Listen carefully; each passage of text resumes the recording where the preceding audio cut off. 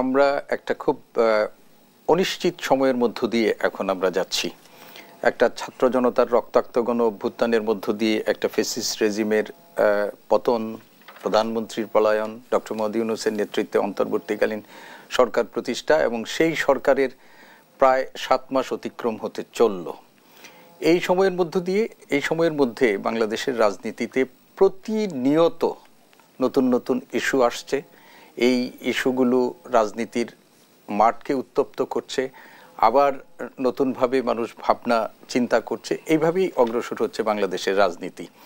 এবং আজকে এবং গত 2 দিন ধরে আরেকটি ইস্যুকে নিয়ে বাংলাদেশের রাজনীতি আরেক ধরনের উত্তপ্ত পরিস্থিতি চলছে। মিশ্র প্রতিক্রিয়া আমরা দেখতে পাচ্ছি। বিশেষ করে আওয়ামী লীগকে নিষিদ্ধকরণ প্রশ্নে নতুন যে রাজনৈতিক দলটি বাংলাদেশে অভ্যুদয় হয়েছে, সেই রাজনৈতিক দলের একজন দায়িত্বশীল ব্যক্তির যে বক্তব্য, সেই বক্তব্যকে কেন্দ্র করে এখন রাজনীতিতে একটা আলোচনা সমালোচনা এই চলছে।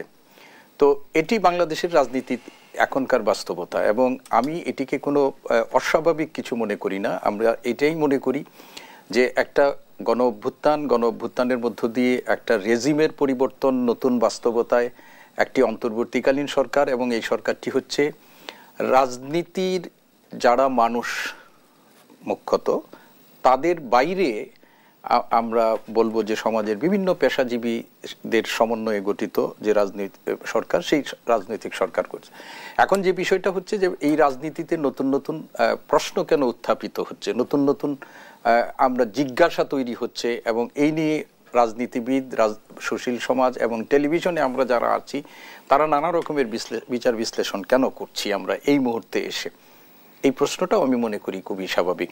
বাংলাদেশে এই ছাত্র জনতার যে গণ অভ্যুত্থান হয়েছে, এই গণ অভ্যুত্থানের মধ্যে যারা নেতৃত্ব দিয়েছে তারা বরাবর একটি বক্তব্য উপস্থাপন করছেন, সেটি হচ্ছে যে বাংলাদেশের যে বিদ্যমান রাজনৈতিক কাঠামো এটার একটা পরিবর্তন, এবং এই পরিবর্তনের জন্য একটা সংস্কার, এবং এই সংস্কারের রূপরেখা নিয়ে এখন রাজনীতিতে চলছে এক ধরনের আলোচনা সমালোচনা। এবং আপনি আজকে দেখেছেন বিএনপি সকালবেলা একটা জরুরি সংবাদ সম্মেলন করেছে, এবং সেই সংবাদ সম্মেলনে এই সংস্কার কমিশনগুলো কর্তৃক যে সমস্ত সংস্কার প্রস্তাবনা, এই সংস্কার প্রস্তাবনাগুলোর মধ্যে কিছু কিছু বিষয় নিয়ে তারা আলোচনা সেখানে করেছেন, এবং যে বিষয়গুলো বলেছেন যে এর মধ্য দিয়ে নির্বাহী বিভাগ এবং আইন বিভাগকে এক ধরনের অকার্যকর করে দেশে একটা অকার্যকর সরকার ব্যবস্থা প্রতিষ্ঠারও একটা প্রচেষ্টা চলছে বলে তারা দাবি করছে। এখন রাজনীতিতে আমরা যে ধরনের পরিস্থিতিটা দেখছি, সেই পরিস্থিতি আমরা মনে করছি যে আগামী নির্বাচন না হওয়া পর্যন্ত এক ধরনের আমরা দেখতে পাচ্ছি যে প্রধান উপদেষ্টা এবং অনেকের মধ্যে ভিন্ন ভিন্ন মত আছে। তো ফলে রাজনীতিতে এখন যে পরিস্থিতিটা বিরাজ করছে, যেহেতু রাজনৈতিক দলগুলো একটা সময়ে কাঁধে কাঁধ মিলিয়ে স্বৈরাচার উৎখাত করার জন্য, ফ্যাসিস্টদেরকে উৎখাত করার জন্য তারা কাজ করলেও এখন কিন্তু প্রত্যেকেরই নিজস্ব এজেন্ডা আছে, নিজস্ব আদর্শ আছে, এবং এই আদর্শের ভিত্তিতে তাদের লক্ষ্য অর্জনের জন্য তাদের একটা কর্ম পরিকল্পনা, কর্মপন্থা আছে, এবং সেইগুলো নিয়েই তারা এখন কাজ করছে। ফলে আপাত দৃষ্টিতে আমরা দেখতে পাচ্ছি যে রাজনৈতিক অঙ্গনে ক্রিয়াশীল রাজনৈতিক দলগুলোর মধ্যে অবস্থানগত একটা তারতম্য আমরা দেখতে পাচ্ছি। এবং আমি এই বক্তব্যের মধ্যে যে এই পথমতের পার্থক্য সত্ত্বেও জাতীয় ঐক্য প্রতিষ্ঠা এবং স্বৈরাচারের পুনর্বাসন রোধের জন্য সবার মধ্যে একটা ঐক্য যেন বজায় থাকে, সেই ব্যাপারেও তিনি কিন্তু আহ্বান জানিয়েছেন। এম এ আজিজ, আপনি বিভিন্ন সময়ের রাজনীতির বিভিন্ন ইস্যু নিয়ে বিশ্লেষণ করে থাকেন। বর্তমান টালমাটাল পরিস্থিতিতে রাজনৈতিক বাস্তবতায় আমরা যেমনটি দেখছি যে আওয়ামী লীগ নতুন করে ইস্যু হয়ে দাঁড়িয়েছে, এবং আওয়ামী লীগকে নিষিদ্ধ করার পরিকল্পনা সরকারের নেই। প্রধান উপদেষ্টার এই বক্তব্যের পক্ষে বিপক্ষে আমরা দেখছি যে রাজনীতিতে এক ধরনের তোলপাড় শুরু হয়েছে। সেই জায়গা থেকে বর্তমান টালমাটাল পরিস্থিতির কথা আমি আগেই বলছিলাম, এই একটি ইস্যু শেষ হবার আগে নতুন একটি ইস্যুর উদ্ভবটিকে আসলে কিভাবে দেখেন? আর কোন সেক্টর নিয়ন্ত্রণে আনতে পেরেছে এটাও আমার কাছে মনে হয় না। এখন যে ইস্যুটা তৈরি হয়েছে, আমার কাছে মনে হয়েছে এই ইস্যুটা একটা ম্যানেজ গেম, একটা ক্রাইসিস তৈরি করার জন্য পরিকল্পিত ইস্যু। কারণ এই প্রধান উপদেষ্টা যে কথা বললেন, তার আগে আরেকজন ছাত্র নেতা, ওই জাতীয়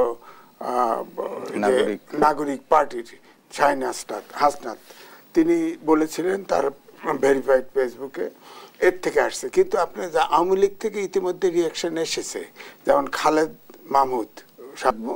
মাহমুদ আজকে বলেছে। সুতরাং সে অস্বীকার করেছে এরা কারা। হ্যাঁ, বলা হয়েছে না যে এমনি আলোচনা আসছে যে সাবের হোসেন তারপরে তাজউদ্দিনের ছেলে মেয়ে এরা মিলে, অর্থাৎ নির্দোষ ব্যক্তিদের আওয়ামী লীগ নিয়ে একটা করে তারা ইলেকশনে আসবে।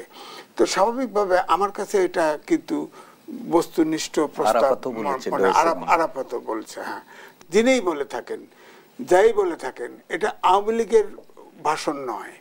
আওয়ামী লীগ মনে করে এখনো তারা বৈধ সরকার এবং শেখ হাসিনা প্রধানমন্ত্রী আছে। সুতরাং প্রধান উপদেষ্টা কেন এই কথা বললেন? তিনি উপদেষ্টা, তিনি সরকার প্রধান, তিনি অবশ্যই জানা উচিত ছিল যে এই কথা বললে একটা সমস্যা তৈরি হবে। এই সমস্যা তৈরি তিনি করেছেন নিজে। আমার ধারণা এটা একটা বায়বীয় ঘটনা তৈরি করা হয়েছে এবং প্রধান উপদেষ্টা যাতে নির্বাচন বিলম্বিত হয়, অর্থাৎ নির্বাচন না দিতে হয়, একটা ইস্যু তৈরি করে দিল।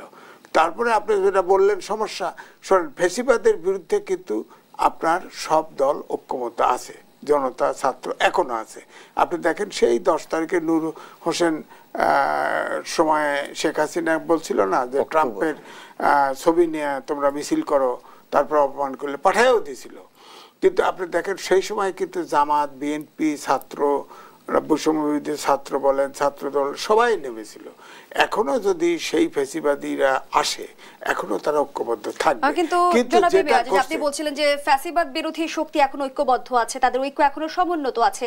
সুতরাং এই আওয়ামী লীগ যতই বলেন ভোটের দিক থেকে তো কমতি ছিল না, তাদের ভোটার তো আছে। কয়টা লোক চলে গেছে? বিবিসি লিখেছে 100 নেতা সহ 1000 লোক বাইরে আছে, এক ফিগার দিয়ে বলেছে। এবং 100 যে নেতা এর অধিকাংশই ভারতে আছে আর অন্যান্য দেশে ছড়ায় আছে।